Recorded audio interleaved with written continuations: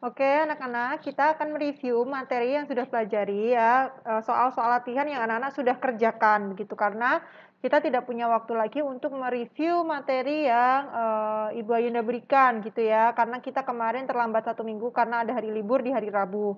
Nggak apa-apa ya, ini sebagai bekal untuk anak-anak persiapan di dalam mengikuti formatif 1. Jawaban anak-anak luar biasa, bagus-bagus sekali ya. Ibu Ayunda sudah selesai mengoreksinya.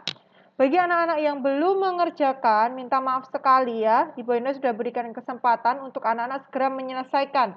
Ya, memang ini Ibu Ayunda tidak nilai, namun kemampuan kalian menjawab soal yang Ibu Ayunda berikan ini menentukan apakah kalian bisa mengerjakan soal formatif 1 atau tidak gitu.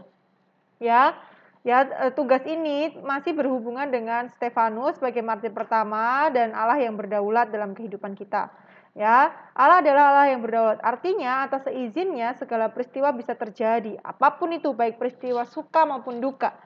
Melalui kisah berikut ini kita akan melihat kisah Stefanus yang diberikan izin oleh Allah mengalami penderitaan hingga akhirnya ia mengalami kematian. Ya, dasarnya diambil dari kisah para rasul 6 ayat 8 sampai pasal 8. Kita sudah baca, kita sudah bahas.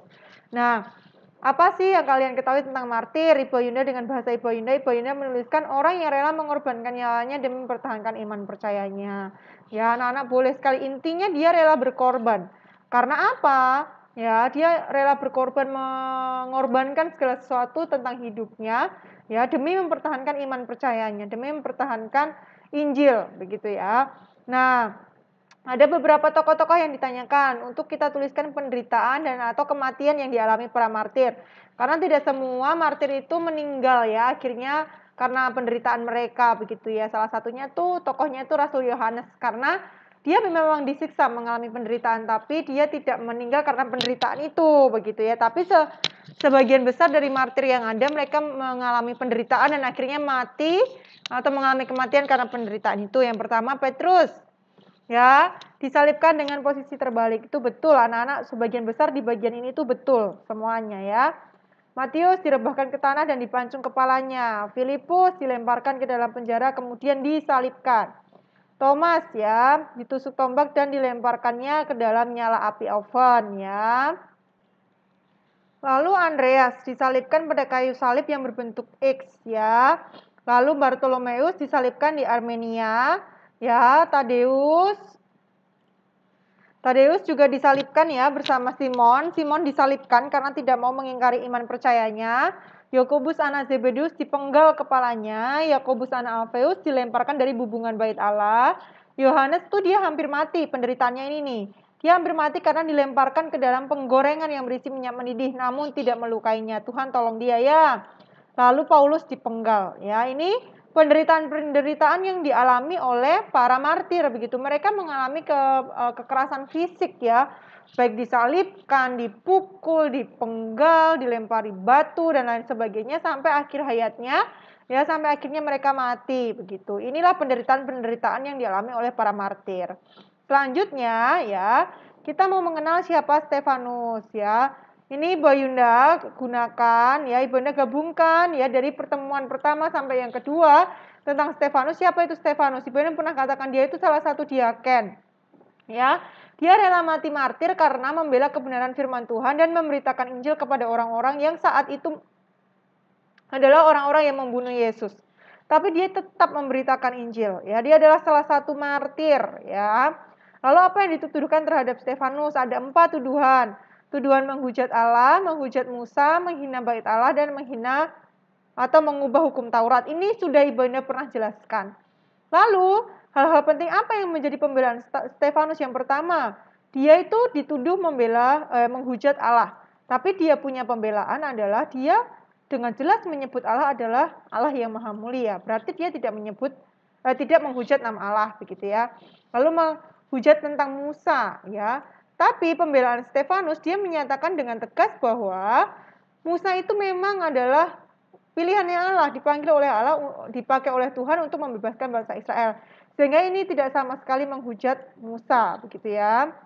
Lalu tuduhan menghina bait Allah ya. Pembelaan pentingnya Stefanus bahwa saat itu zaman dahulu ya, di dalam perjanjian lama ya, mulai dari Abraham sampai Salomo membangun bait Allah, itu bait Allah tuh tidak berdiri pada dalam satu tempat begitu ya. Namun Tuhan tetap hadir dalam ibadah-ibadah yang dilakukan.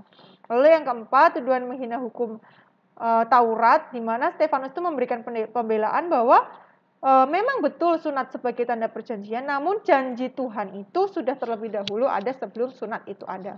Nah, ini pembelaan-pembelaan pentingnya Stefanus ya, Ibu Indah sudah tuliskan begitu ya.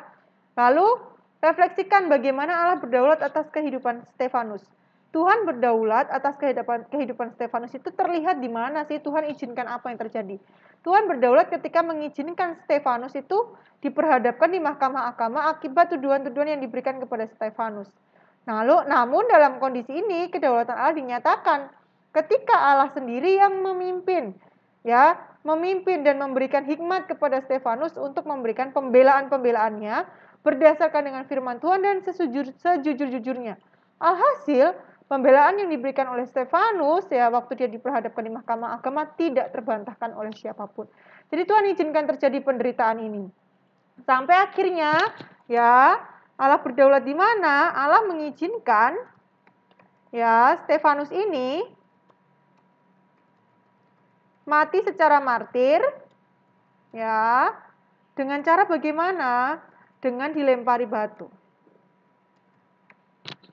Ya, itu juga penderitaan yang dialami oleh Stefanus itu juga seizin dari Allah gitu ya. Nah, lalu menuliskan refleksi bagaimana Allah berdaulat dalam kehidupan saya. Anak-anak renungkan, hal-hal apa yang memang Tuhan pimpin, izinkan terjadi, dan itu semua Tuhan tolong sampai sekarang. Itu contoh kedaulatan Allah. Sebagian besar anak-anak tulis itu sudah benar. Ibu Indah sudah kasih masukan juga. Nah, ini penjelasan untuk review materi, penjelasan dari tugas anak-anak yang kemarin. Oke, perhatikan, simak apakah jawabanmu sudah benar supaya tidak salah lagi saat melakukan formatif 1.